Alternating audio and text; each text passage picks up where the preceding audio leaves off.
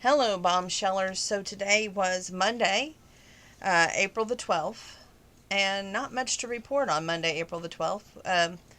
My arm did extremely well until after work, and then it was like all the stress just came from my shoulders down my arm, and woohoo, Mountain Dew pain. So I'm going to go work out here in a few minutes. But I've been watching on True Crime TV. They have The Bounty Hunter with Gerard Butler. I love that man. And I've been watching that a few. They played it and then playing it again. I guess it's like in a loop thing on there, but it's really good. Okay, how was my day and what did I do after work? Where did I go? Well, work was work. Grandpa was grandpa. Thank God for both. Knock on wood. I did get up 20 minutes before I had to get up today because for some reason I heard Grandpa talking and my mind went like, oh my God, I didn't do his pills. I have to put a total of 5 pills in his pill container every week, and he had needed that refilled. So I jumped up and refilled his pills in his pill container. Something told me to check the front porch for the paper, which there's no paper on Sunday or Monday, but for some reason I thought there was. And just by those two things, you could tell that how the speed of the day was going to go. Um, I called a couple of people before my mom called today, but the second person I called was the place I went and got my shot at because I got to thinking, hey, I didn't get a card. So they're like, yeah, they should have give you a card, but come out here. They're like, well, we close at 7 o'clock. I'm like, that's not going to work for me. So on Wednesday, my day off, I'm going to go out there and get my card for my COVID shot so I can carry it around and be like, yo, I got shot. Update on that girl who asked about um, did she spook that gentleman away? Well, unfortunately, there's not going to be a second date. She got notified today. I kind of had that feeling when he didn't message her back after she was polite and thanked him for the date. But you know what? It is what it is. And I told her she's got plenty of time to get heartbroken. I said, you're fine. You don't need to worry about one bad fish. So, it's his loss, not hers. Um, of course, some of these young men don't realize good women. They're just after one thing, and as soon as they get that one thing, they're on to the next young thing. So she's better off without somebody like that. Anyway, um, I've had a little dull pain in my left shoulder today, well, it's not really shoulder, it's like upper arm where they put the shot in, but not bad. So that's pretty good. I want to thank the new viewers, not viewers, but subscribers. Well, new viewers as well, but subscribers too are up. And thank you for that. And I hope it's all for good reasons.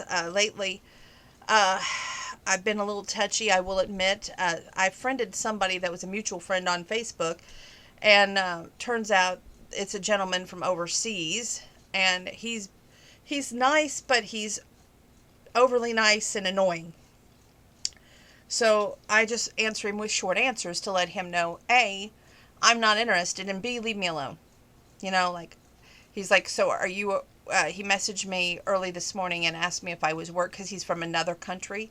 And I said work, one word answers, just real short, to show that the interest is really not there and just leave me alone. In the inbox, it was like, you guys have been asking me all these questions about myself lately, and I'm just not in the mood to fall in love right now because I'm one of these people that I have to organize time, and I would have to organize time for him, and he would have to work with my schedule, and I'm quite complicated, and you know, I have so many rules and regulations otherwise because I'm a caregiver and a granddaughter, so it's a double duty. Anybody who thinks that it's not work, it is, but it's a work, a job after my job, if you will, but it's a job that I enjoy. It's just like tonight, he wanted to make his feelings known about not getting his stimulus check, and I can't say that I blame him. I mean, he served his country, World War II veteran, 97 years old. He has every right to that stimulus check, just like everybody else.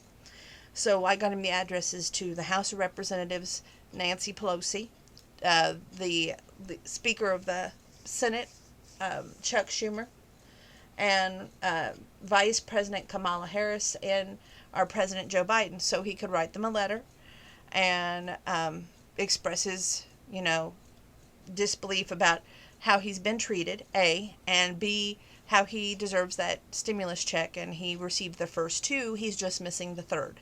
So we're hoping that his voice gets heard, and he had to refile his taxes, and we took them up to the post office yesterday. So something, should give, because it's not right that he has not got his stimulus check.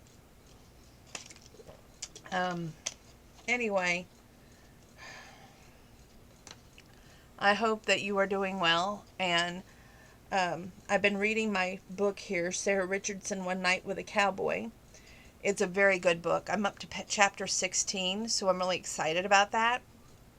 And she's one of my favorite authors because she makes it a realistic situation, and some of the things that she incorporates in her novel is so wise, and you can see it actually happening in real life. So I'm going to share those bits and pieces with you, but there's a lot of passion in there, and let me just tell you, that's a man. That's a real live man in that book, because he's got a lot of Rip in him, but yet a lot of good guy too. And you know how Rip's a good guy, but he's an outlaw kind of in Yellowstone. So it's kind of interesting to have that dynamic in this book. I've never read the second book or the second author before. It's all about that cowboy by Carly Bloom, and so I'm interested to see if that book will draw me in like the first book has. But it's been a struggle, but I'm going to finish that book.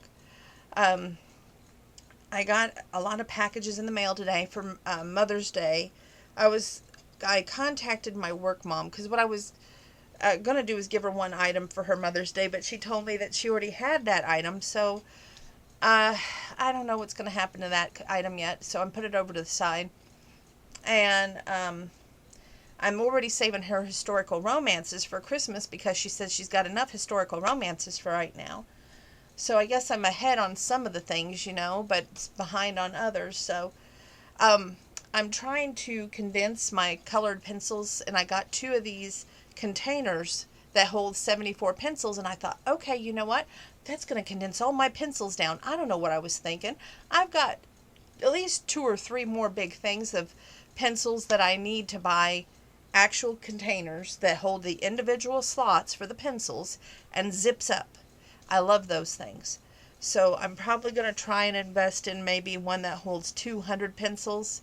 And hopefully that'll get us closer to being with just a couple of pencil cases here and there without having lots and lots of pencil cases. You know what I'm saying?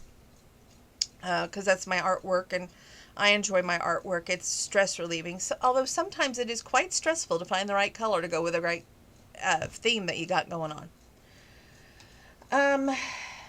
Thank you for the new viewers. Thank you for the views. Thank you for the questions in the inbox. Believe it or not, this is the only video I'm doing tonight, because I want to go get a workout in, and I'm probably going to catch the rest of the Bounty Hunter on True TV again, because I just love Gerard Butler that much.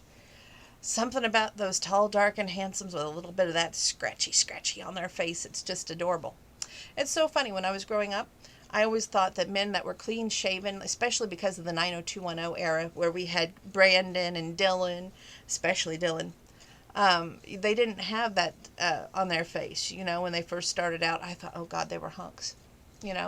But now, it's like as I got older, it's just like you get older, you get wiser, your opinions change and on all that stuff. It's like the broad chest, the little bit of scruff, and tall, dark, and handsome fits the bill. Chick. That's a check mark. Anyway, I love y'all. Thank you for watching.